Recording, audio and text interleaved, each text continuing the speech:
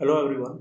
In this video, I'm going to cover remaining part of session 3 of Unit 3 Information and Communication Technology Skills. Now first topic of this video is prepare a maintenance schedule. तो जैसे कि हम पिछले video में देख चुके हैं कि हमें अपने कंप्यूटर का प्रॉपर मेंटेनेंस करना चाहिए जिससे कि हम अपने कंप्यूटर को लंबे समय तक बहुत अच्छी तरीके से यूज कर सकते हैं और हमारा कंप्यूटर की जो परफॉर्मेंस है वो भी बहुत लंबे समय तक ठीक रह सकती है। तो यहाँ पे इस टॉपिक में प्रिपेयर मेंटेनेंस शेड्यूल बताया गया है कि हमें अपने कंप्यूटर में डेली मेंटेनेंस में क्या करना चाहिए, वीकली मेंटेनेंस में क्या करना चाहिए, मंथली और ईयरली मेंटेनेंस में क्या करना चाहिए जिससे कि हम अपने कंप्यूटर को लंबे समय तक यूज कर सके और उसकी जो प्रोसेसिंग स्पीड है वो हमेशा अच्छी रहे। तो यहाँ पे फर्स्ट है डेली मेंटेनेंस। तो हमें अपने कंप्यूटर में डेली मेंटेनेंस में क्या क्या करना चाहिए, तो यहाँ पे 2 पॉइंट्स दे रखे हैं। फर्स्ट है clean up your email inbox. Actually हमारा जो ईमेल अकाउंट होता है उस ईमेल अकाउंट में हमारे बहुत सारे अनवांटेड ईमेल्स मिलते हैं जो कि जनरली हम कहते हैं स्पैम, और ये ईमेल्स हमारे ईमेल के इनबॉक्स को अननेसेसरली ऑक्यूपाई करके रखते हैं। जैसे कि ये जनरली किसी कंपनी के प्रोडक्ट का एडवर्टीजमेंट हो सकता है या फिर किसी लॉटरी को हम जिसके लिए हमने कभी अप्लाई ना किया उसके प्राइज मनी की इंफॉर्मेशन देने के लिए या फिर कुछ और इंफॉर्मेशन देने के लिए ये ईमेल्स होती है। तो इन ईमेल्स को हमें हमारे ईमेल के इनबॉक्स से डिलीट कर देना चाहिए। सेकंड यहाँ पर है download email attachments and save in proper folders. तो हमें ईमेल के साथ अटैचमेंट्स भी मिलते हैं या फिर हम कह सकते हैं हमारे इंपॉर्टेंट ईमेल्स में अटैच फाइल्स रहती है, और जब हम उन अटैच फाइल्स को डाउनलोड करते हैं तो ऑटोमेटिकली ये अटैच फाइल्स हमारे कंप्यूटर के डाउनलोड फोल्डर में सेव हो जाती है, और हमें इन फाइल्स को जो कि हमारे कंप्यूटर के डाउनलोड फोल्डर में ऑटोमेटिकली सेव हो जाती है वहां से मूव करके इनको रिलेवेंट फोल्डर्स में सेव करना चाहिए जिससे कि नेक्स्ट टाइम हम इनको इजीली एक्सेस कर सके। तो ये यहाँ पे सेकंड पॉइंट है। तो जो भी हम ईमेल में अटैचमेंट जो रहता है अगर उस अटैचमेंट को अगर हम डाउनलोड करते हैं तो उसे हमें प्रॉपर फोल्डर में सेव करना चाहिए। तो यहाँ पे ये 2 पॉइंट डेली मेंटेनेंस में बताए गए। नेक्स्ट यहाँ पर है वीकली मेंटेनेंस। तो हमें अपने कंप्यूटर में वीकली मेंटेनेंस में क्या करना चाहिए, तो फर्स्ट यहाँ पर है क्लीन योर कीबोर्ड। तो जैसे कि हमें पता है कि हमारे कंप्यूटर का जो कीबोर्ड है, कीबोर्ड की कीज के बीच में इजी डस्ट कलेक्ट हो जाती है, तो उस डस्ट को हमें रिमूव कर देना चाहिए ब्रश का यूज करके। तो ये यहाँ पर फर्स्ट है क्लीन योर कीबोर्ड, मतलब कि हमें कीबोर्ड से जो डस्ट है उसको हमें क्लीन कर देना चाहिए, हमें अपने कीबोर्ड को डस्ट फ्री रखना चाहिए और ये काम हमें वीक में 1 टाइम करना चाहिए। Second clean your monitor. तो जैसे कि हम जानते हैं कि हमारे कंप्यूटर के मॉनिटर में कुछ समय बाद ऑटोमेटिकली डस्ट आ जाती है, और जब भी हम अपने मॉनिटर को एडजस्ट करते हैं तो हमारे फिंगर मार्क्स भी वहां पे आ जाते हैं। तो इसके लिए हमें कॉटन क्लॉथ का यूज करके डस्ट को और फिंगर मार्क्स को वहां से रिमूव कर देना चाहिए। और अगर सपोज कॉटन क्लॉथ का यूज करके फिंगर मार्क्स को और डस्ट को अगर हम रिमूव नहीं कर पा रहे तो हमें क्लीनिंग लिक्विड का यूज करना चाहिए। लेकिन क्लीनिंग लिक्विड कभी भी हमें डायरेक्टली स्क्रीन पे स्प्रे नहीं करना चाहिए। क्लीनिंग लिक्विड को पहले हमें कॉटन क्लॉथ पर स्प्रे करके फिर हमें उसको यूज करना चाहिए डस्ट को और फिंगर मार्क्स को स्क्रीन से रिमूव करने के लिए। थर्ड यहाँ पर है डस्ट सीपीयू एंड प्रिंटर। तो हमें जो हमारा सीपीयू है, सेंट्रल प्रोसेसिंग यूनिट, और जो प्रिंटर है, आउटपुट डिवाइस, इन दोनों को भी हमें हमेशा डस्ट फ्री रखना चाहिए। तो वीकली अगर इन पर डस्ट आ जाती है तो उस समय डस्ट को रिमूव करना चाहिए जिससे कि हमारा सीपीयू और प्रिंटर एफिशिएंटली काम कर सके। फोर्थ वन है backup your data to an external drive. हमारे कंप्यूटर में जो भी इंपॉर्टेंट फाइल्स होती है या फिर जो भी इंपॉर्टेंट डेटा होता है उस इंपॉर्टेंट फाइल्स को और डेटा को हमें एक एक्सटर्नल सेकेंडरी स्टोरेज डिवाइस जैसे कि सीडी, डीवीडी, पेन ड्राइव और एक्सटर्नल हार्ड डिस्क ड्राइव में सेव करके रखना चाहिए, जिससे कि इनकेस हमारे कंप्यूटर अगर कभी क्रैश हो जाता है या फिर हमारे कंप्यूटर वायरस की वजह से हमारी फाइल्स हम एक्सेस नहीं कर पाते हैं, उस केस में भी हम अपना काम जो है वो कंटिन्यू कर सकते हैं क्योंकि हमारी जो इंपॉर्टेंट फाइल्स है वो हमारे दूसरे secondary storage device CD, DVD, pen drive और एक्सटर्नल हार्ड डिस्क ड्राइव में भी है, तो हम वहां से उसको एक्सेस कर सकते हैं और हम हमारा काम कंटिन्यू कर सकते हैं। तो ये यहाँ पर वीकली मेंटेनेंस है। तो वीकली हमें ये सारी एक्टिविटीज करनी चाहिए और इस वजह से हमारा कंप्यूटर जो है वो लंबे समय तक इफेक्टिवली काम करता रहेगा। थर्ड है monthly maintenance. Monthly maintenance means हमें अपने कंप्यूटर में वंस इन अ मंथ क्या एक्टिविटीज करनी चाहिए जिससे कि हमारा कंप्यूटर इफेक्टिवली लंबे समय तक काम कर सके। तो फर्स्ट यहाँ पर है transfer photographs to computer and delete from drive. तो हमारे जो भी फोटोग्राफ्स है अगर वो ड्राइव में है तो हमें उन फोटोग्राफ्स को ड्राइव से डाउनलोड करके हमें कंप्यूटर के प्रॉपर फोल्डर में सेव करना चाहिए और उन फोटोग्राफ्स को हमें ड्राइव से डिलीट कर देना चाहिए, क्योंकि ड्राइव एक एक्चुअली लोकेशन रहती है इंटरनेट पर और यहाँ से कुछ भी डेटा एक्सेस करना थोड़ा इजी रहता है। तो प्राइवेसी के लिए हमें हमारे जो भी डेटा या फिर जो भी फोटोग्राफ्स ड्राइव पर अवेलेबल या फिर हमने जो भी ड्राइव पर सेव कर दी है उन्हें वहां से हमें डाउनलोड करके अपने कंप्यूटर में सेव करके रखना चाहिए और वहां से हमें डिलीट कर देना चाहिए। सेकंड यहाँ पर है ऑर्गेनाइज फोटोज इनटू फोल्डर्स और एल्बम्स। तो हमें हमारे जो भी फोटोज उनको हमें प्रॉपरली ऑर्गेनाइज करना चाहिए फोल्डर्स में और एल्बम्स में। जैसे कि सपोज स्कूल में 26 जनवरी में जो भी प्रोग्राम्स हुए थे उनकी फोटोज को एक फोल्डर क्रिएट करके वहां पे सेव करना चाहिए। और सपोज अगर स्कूल में एनुअल डे ऑर्गेनाइज हुआ है तो एनुअल डे के जो भी फोटोग्राफ्स एक एनुअल डे नाम के फोल्डर में सेव करना चाहिए, जिससे कि नेक्स्ट टाइम जब भी हम फोटो अगर एक्सेस करना चाहे या फिर हम उसको देखना चाहे तो डायरेक्टली हम फोल्डर को ओपन करके वहां पे हम फोटोज इजिली देख सकते हैं। इसलिए फोटोज पर्टिकुलर ओकेजन या इवेंट के हिसाब से एक पर्टिकुलर फोल्डर में सेव करना चाहिए, जिससे नेक्स्ट टाइम हम उसको इजिली एक्सेस कर सकें। थर्ड यहाँ पर है क्लीन अप डाउनलोड फोल्डर। तो जैसा कि हम जानते हैं कि जब भी हम इंटरनेट से कुछ भी डाउनलोड करते हैं या फिर जब भी हम ईमेल में जो अटैचमेंट्स होते हैं उनको हम डाउनलोड करते हैं तो वो ऑटोमेटिकली हमारे कंप्यूटर के डाउनलोड फोल्डर में सेव हो जाती है। तो वहां से हमें इनको मूव करना चाहिए और रेलिवेंट फोल्डर्स में हमारे कंप्यूटर के हार्ड डिस्क ड्राइव में सेव करना चाहिए। और जो भी यूजलेस फाइल्स हमारे डाउनलोड फोल्डर में है उन्हें वहां से हमें डिलीट कर देना चाहिए। तो ये यहाँ पर थर्ड पॉइंट है। Fourth, uninstall unused programs and apps. तो हमारे कंप्यूटर में कभी कभी बिना हमारी परमिशन के कुछ सॉफ्टवेयर्स और एप्लीकेशंस डाउनलोड और इंस्टॉल हो जाते हैं और ये अपने कुछ भी माल फंक्शन स्टार्ट कर देते हैं। इस वजह से हमारे कंप्यूटर में कंट्रोल पैनल एक ऑप्शन है और कंट्रोल पैनल में हम अनइंस्टॉल ए प्रोग्राम ऑप्शन रहता है और वहां पे हम देख सकते हैं कि हमारे कंप्यूटर में कौन कौन से सॉफ्टवेयर्स इंस्टॉल्ड है। और अगर हमें लगता है कि कुछ सॉफ्टवेयर्स हमने इंस्टॉल नहीं किए और वो वहां पर है तो वहां से हमें अनइंस्टॉल कर देना चाहिए, जिससे कि उनका जो भी माल फंक्शन है या फिर उनकी जो भी एक्टिविटी है वो स्टॉप हो जाएगी और हमें किसी भी तरीके का कोई भी नुकसान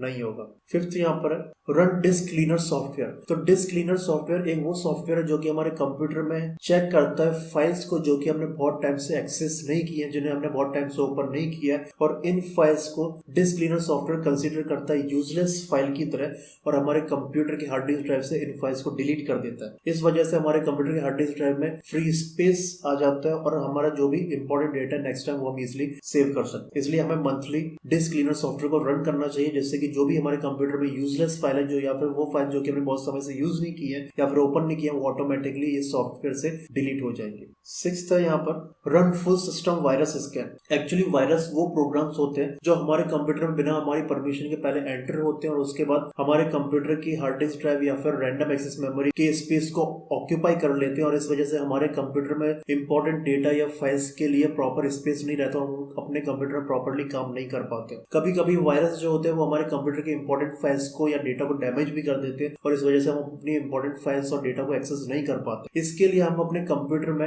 एंटीवायरस सॉफ्टवेयर को डाउनलोड इंस्टॉल कर सकते हैं और एंटीवायरस सॉफ्टवेयर जो है ये कैपेबल होता है वायरस प्रोग्राम्स को इजिली डिटेक्ट करने के लिए और फिर उनको हमारे सिस्टम से रिमूव भी कर दे। इसलिए हमें एंटीवायरस सॉफ्टवेयर जो है वो मंथली वंस रन करना चाहिए, जिससे जो भी वायरस प्रोग्राम्स हमारे कंप्यूटर में ऑटोमेटिकली डिलीट हो जाएंगे। तो ये सारी एक्टिविटीज हमें करनी चाहिए मंथ में सिंगल टाइम और इस तरीके से हम हमारे कंप्यूटर की जो लाइफ है वो बढ़ा सकते हैं और हम अपने कंप्यूटर को इजिली इफेक्टिवली यूज कर सकते हैं लंबे समय तक। अब यहाँ पे फोर्थ है ईयरली एनुअल मेंटेनेंस। तो once in a year maintenance activities कौन कौन सी है जो हमें अपने कंप्यूटर के लिए करनी चाहिए। तो फर्स्ट यहाँ पर है सोशल मीडिया अकाउंट्स में कॉन्टेक्ट लिस्ट में जो भी कॉन्टेक्ट्स है जो कि हमने बहुत टाइम से जिन्होंने कॉन्टेक्ट नहीं किया है उन कॉन्टेक्ट्स को कॉन्टेक्ट लिस्ट से हमें डिलीट कर देना चाहिए। सोशल मीडिया अकाउंट जैसे कि फेसबुक हो गया या फिर सपोज व्हाट्सएप हो गया, तो इन सोशल मीडिया अकाउंट से हमें हमारी जो कॉन्टेक्ट लिस्ट है उसमें से जो भी अनवांटेड कॉन्टेक्ट्स है उन्हें हमें डिलीट कर देना चाहिए। Second, clean up email contact list. तो ऐसे ही हमारे जो ईमेल अकाउंट होता है उसमें भी कॉन्टेक्ट लिस्ट रहती है। उस कॉन्टेक्ट लिस्ट में बहुत सारे कॉन्टेक्ट्स हम सेव कर देते हैं और अगर कुछ कॉन्टेक्ट्स ऐसे जिन्हें हमने बहुत टाइम से कॉन्टेक्ट नहीं किया या फिर कम्युनिकेशन नहीं किया है तो उन कॉन्टेक्ट्स को हमें ईमेल की कॉन्टेक्ट लिस्ट से डिलीट कर देना चाहिए। तो ये यहाँ पे सेकंड पॉइंट है। थर्ड यहाँ पर है अपडेट योर ऑपरेटिंग सिस्टम। तो हमारे कंप्यूटर में जो भी ऑपरेटिंग सिस्टम होता है जैसे कि विंडोज 7, विंडोज 8, विंडोज 10 या फिर उबंटू या फिर लिनक्स ऑपरेटिंग सिस्टम, तो ये जो कंपनीज है जो कि ऑपरेटिंग सिस्टम डेवलप करती है ये कंटिन्यूसली अपने ऑपरेटिंग सिस्टम को अपग्रेड करती रहती है न्यू चैलेंजेस के अकॉर्डिंग। इस वजह से हमें अपने कंप्यूटर में भी ऑपरेटिंग सिस्टम को अपग्रेड कर देना चाहिए और इस वजह से हमारा कंप्यूटर पहले के कंपैरिजन से ज्यादा सिक्योर रहे। इसलिए हमें अपने कंप्यूटर के जो भी ऑपरेटिंग सिस्टम है उसे हमेशा अपग्रेड या फिर अपडेट करते रहना चाहिए। फिफ्थ यहाँ पर है check for expiry of antivirus software and renew. तो एक्चुअल में जब भी हम एंटीवायरस को परचेज करते हैं तो एंटीवायरस का एक पर्टिकुलर टाइम ड्यूरेशन होता है जैसे कि 1 ईयर या फिर 2 ईयर्स और हमारा जो एंटीवायरस है उस पर्टिकुलर ड्यूरेशन के लिए ही हमारे कंप्यूटर में प्रॉपरली काम करता है। और जैसे ये ड्यूरेशन कंप्लीट होता है तो एंटीवायरस हमारे कंप्यूटर में डीएक्टिवेट हो जाता है और ये वायरस को स्कैन करके और रिमूव करने में कैपेबल नहीं रहता। इसलिए हमें अपने कंप्यूटर में जो भी एंटीवायरस सॉफ्टवेयर है उसकी एक्सपायरी डेट को चेक करना चाहिए, और सपोज अगर वो एक्सपायर होने वाला है तो उसे हमें रिन्यू करना चाहिए, जिससे कि उसकी फंक्शनिंग कंटिन्यू रहे और वो कैपेबल रहे हमारे कंप्यूटर में वायरसेस को डिटेक्ट करके रिमूव करने के लिए। तो ये सारी एक्टिविटीज हमें अब ईयर में सिंगल टाइम करना चाहिए हमारे कंप्यूटर की मेंटेनेंस के लिए, और इस वजह से हमारा कंप्यूटर लंबे समय तक प्रॉपर्ली काम करता रहेगा। नेक्स्ट यहाँ पर है बैकअप योर डेटा। तो बैकअप योर डेटा पहले भी कवर हो चुका है कि हमारे कंप्यूटर में जो भी इंपॉर्टेंट डेटा है उस इंपॉर्टेंट डेटा की हमें एक copy external secondary storage device जैसे कि CD, DVD, pen drive, hard disk drive या फिर एसडी कार्ड में स्टोर करके रखना चाहिए, जिससे कि अगर सपोज हमारे कंप्यूटर कंप्लीटली अगर डैमेज हो जाता है या फिर हमारे कंप्यूटर की जो इंटरनल हार्ड डिस्क ड्राइव है वो कंप्लीटली डैमेज हो जाती है किसी भी रीजन से, जैसे कि नेचुरल डिजास्टर या फिर अगर सपोज उस हार्ड डिस्क ड्राइव को कोई चुरा लेता है, इस केस में भी हम अपने काम को कंटिन्यू कर सकते हैं, क्योंकि जो भी हमारा इंपॉर्टेंट डेटा है वो हमारे पास एक एक्सटर्नल सेकेंडरी स्टोरेज डिवाइस जैसे कि CD, DVD, pen drive, hard disk drive और एसडी कार्ड में भी है, और वहां से अपने डेटा को एक्सेस करके हमारा काम को कंटिन्यू कर सकते हैं। तो इसलिए बैकअप हमारे इंपॉर्टेंट डेटा का हमेशा इंपॉर्टेंट है। और बैकअप सिंपली मतलब क्या होता है कि जो भी हमारा इंपॉर्टेंट डेटा कंप्यूटर में उसकी एक और कॉपी हम सेकेंडरी स्टोरेज डिवाइस जो कि एक्सटर्नल है वहाँ पर सेव करते हैं। यहाँ पर हम क्लाउड स्टोरेज पे भी जा सकते हैं। क्लाउड स्टोरेज का मतलब है कि जैसे हम गूगल ड्राइव का यूज़ करते हैं हमारे डेटा को स्टोरेज के लिए, और गूगल ड्राइव से हम अपने डेटा को कहीं से भी एक्सेस कर सकते हैं हमारे ईमेल अकाउंट को एक्सेस करके। तो डेटा के बैकअप के लिए हम एक्सटर्नल सेकेंडरी स्टोरेज डिवाइस का यूज़ कर सकते हैं, और हम यहाँ पे क्लाउड स्टोरेज के लिए भी जा सकते हैं। तो ये यहाँ पर है backup your data. Next one है स्कैनिंग एंड क्लीनिंग वायरसेस। तो जैसे हम जानते हैं कि ये वायरसेस जो है ये प्रोग्राम्स, और ये प्रोग्राम्स बिना हमारी परमिशन के हमारे कंप्यूटर में एंटर करके हमारे कंप्यूटर के डेटा को डैमेज करना स्टार्ट कर देते हैं, या फिर हमारे कंप्यूटर की जो हार्ड डिस्क ड्राइव या फिर रैंडम एक्सेस मेमोरी का जो स्पेस है वो ऑक्यूपाई कर लेते हैं। इस वजह से हमारे हार्ड डिस्क ड्राइव और रैम पर स्पेस प्रॉपर और इनफ नहीं रहता हमारे इंपॉर्टेंट फाइल्स के लिए। तो इन प्रोग्राम्स को हमें हमारे कंप्यूटर से डिलीट करना होता है, और उसके लिए जो सॉफ्टवेयर हम अपने कंप्यूटर में यूज कर सकते हैं वो है एंटीवायरस। तो एंटीवायरस वो सॉफ्टवेयर जो कि कैपेबल होता है वायरस प्रोग्राम्स को डिटेक्ट करके इजिली रिमूव करने में। तो हमें हमारे कंप्यूटर में जो एंटीवायरस सॉफ्टवेयर है उसको रेगुलरली यूज करना चाहिए वायरस प्रोग्राम्स को कंप्यूटर से रिमूव करने के लिए। नेक्स्ट यहाँ पर है इंक्रीजिंग कंप्यूटर परफॉर्मेंस। तो एक्चुअली कंप्यूटर में ऑटोमेटिकली टेम्परेरी फाइल्स क्रिएट होती जाती हैं, और ये टेम्परेरी फाइल्स जो कि ऑटोमेटिकली क्रिएट होती है बिना हमारी परमिशन के, ये टेम्परेरी फाइल्स हमारे कंप्यूटर के जो हार्ड डिस्क ड्राइव है उसका स्पेस को ऑक्यूपाई कर लेती है, और रैंडम एक्सेस मेमोरी के स्पेस का भी यूजेज के टाइम पे एक्सेस कर लेती है। और इस वजह से हमें अपने इंपॉर्टेंट फाइल्स को या फिर जो भी रिक्वायर्ड डेटा है उसको सेव करने के लिए, उसको स्टोर करने के लिए हार्ड डिस्क ड्राइव में प्रॉपर स्पेस नहीं मिलता है। तो इस वजह से हमारे कंप्यूटर में जो भी टेम्परेरी फाइल्स है जो कि ऑटोमेटिकली क्रिएट हो जाती है, इन्हें हमें डिलीट करना चाहिए, और ऐसे हमारे जो कंप्यूटर में जो हार्ड डिस्क ड्राइव है उसमें प्रॉपर स्पेस रहेगा हमारे इंपॉर्टेंट डेटा को सेव करने के लिए। नेक्स्ट यहाँ पर है removing spam from your computer.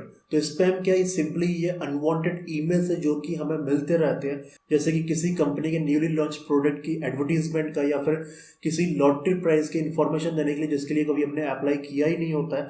तो इस टाइप के जो मेल्स होते हैं इनको हम स्पैम बोलते हैं। ये कम्प्लीटली इररिलेवेंट होते हैं, अनवांटेड होते हैं, और ऐसे ईमेल्स को हमें अपने ईमेल अकाउंट से डिलीट कर देना चाहिए। तो इसके लिए हमारे पास ईमेल अकाउंट में स्पैम फोल्डर होता है, और जनरली ये इस टाइप के ईमेल्स जो है स्पैम फोल्डर में ऑटोमेटिकली सेव हो जाते हैं। तो हम स्पैम फोल्डर को ओपन करके इस टाइप के ईमेल्स को डिलीट कर सकते हैं। तो यहाँ पर यह सेशन 3 ICT स्किल्स का एंड हो रहा है। अब यहाँ पे कुछ मल्टीपल चॉइस क्वेश्चंस है। तो फर्स्ट क्वेश्चन यहाँ पर है, what happens if you leave a device plug in even after it is charge 100%। तो जब भी हमारा कोई भी डिवाइस है अगर वो 100% चार्ज हो जाता है उसके बाद भी अगर वो उसको हम अनप्लग नहीं करते हैं, इस वजह से हमारे डिवाइस की जो बैटरी है वो ओवरहीट हो जाती है, और ओवरहीट होने से हमारे बैटरी की जो लाइफ है वो कम हो जाती है। तो इस क्वेश्चन का जो करेक्ट आंसर है वो option C, it can overheat. Second question, how can an antivirus protect your device. तो एंटीवायरस एक्चुअली वो सॉफ्टवेयर है जो कि हमारे कंप्यूटर में वायरसेस को इजीली डिटेक्ट करके रिमूव कर सकता है, और इस वजह से हमारे कंप्यूटर का जो इंपॉर्टेंट डेटा है वो सेफ रहेगा, वो डैमेज नहीं होगा। तो आंसर इस क्वेश्चन का है, it can prevent data from getting corrupt और damage. Question number 3, which option is not required to keep a device cool. तो डिवाइस जो भी हमारा, या जैसे कि मोबाइल या फिर लैपटॉप या फिर डेस्कटॉप या फिर टैबलेट, तो उसको कूल रखने के लिए, उसके टेम्परेचर को नॉर्मल रखने के लिए हमें कौन से ऑप्शन को फॉलो नहीं करना चाहिए। तो यहाँ पे इस क्वेश्चन का आंसर है first option, keep the device unplugged when in use. जैसे कि अगर हम किसी भी डिवाइस को अनप्लग कर देते हैं, उसको अगर हम पावर सप्लाई नहीं दे रहे हैं जब उसको हम यूज़ कर रहे हैं, तो इस वजह से ऑटोमेटिकली क्या हो जाएगा, कुछ समय बाद वो ऑफ हो जाएगा। जैसे कि डेस्कटॉप के केस में अगर हमारे पास यूपीएस नहीं है, फुल फॉर्म यूपीएस का अनइंटरप्टेबल पावर सप्लाई, तो अगर हमारे पास डेस्कटॉप के केस में यूपीएस नहीं है और उस केस में अगर हम डेस्कटॉप की जो पावर सप्लाई है उसको हम स्टॉप कर रहे हैं या फिर उसको अनप्लग करें, तो ऑटोमेटिकली हमारा डेस्कटॉप उसी टाइम पे ऑफ हो जाएगा। तो यहाँ पे जो फर्स्ट ऑप्शन है वो कम्प्लीटली इनकरेक्ट है। अगर हम अपने डिवाइस के टेम्परेचर को नॉर्मल रखना चाहते हैं तो अनप्लगिंग से कुछ भी उस पर असर नहीं होने वाला है, अनप्लगिंग से हमारा डिवाइस कम्प्लीटली ऑफ हो सकता है। Question number 4, which of the following is essential for maintaining keyboard. तो कीबोर्ड को मेंटेनेंस करने के लिए हमें यहाँ पे कौन सा पॉइंट एसेंशियल या फिर कौन सा पॉइंट इंपॉर्टेंट है। तो फर्स्ट यहाँ पर है, turn the keyboard upside down and shake it to remove foreign materials.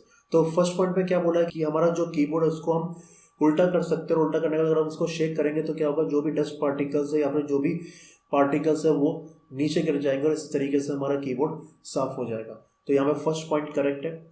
Second one, blow dust and other particles with the help of blower. तो ब्लोअर की हेल्प से एक्चुअली हम बहुत ज़्यादा स्पीड से ईयर को ब्लो कर सकते हैं और इस वजह से जो भी डस्ट पार्टिकल है वो इजिली हमारे कीबोर्ड से रिमूव हो जाएंगे। तो ये सेकेंड ऑप्शन भी यहाँ पर करेक्ट है। Third one, use a very dilute combination of soap and water applied with a non abrasive cloth to remove stains from the key caps. Actually जब हम कीबोर्ड को कंटिन्यूसली लंबे समय तक यूज़ करते हैं तो हमारे जो कीबोर्ड के जो कीज़ है वहाँ पे स्पॉट्स आ जाते हैं। तो उन्हें स्पॉट्स को अगर हमें रिमूव करना है तो इसके लिए हम सोप और वाटर का कॉम्बिनेशन यूज़ करके क्लोथ पे अप्लाई करके उन्हें स्पॉट्स को हम हटा सकते हैं। तो यहाँ पे ऑप्शन 3 भी सही है। तो ऑप्शन 4 है यहाँ पे ऑल ऑफ द अबव। तो कीबोर्ड को हम क्लीन करने के लिए या फिर कीबोर्ड के मेंटेनेंस के लिए हम ये तीनों पॉइंट्स को अप्लाई कर सकते हैं, इंप्लीमेंट कर सकते हैं। इस क्वेश्चन का करेक्ट ऑप्शन है D, all of the above. तो यहाँ पर ये मैं वीडियो एंड करने जा रहा हूँ और इस यूनिट 3 ICT स्किल्स का नेक्स्ट सेशन में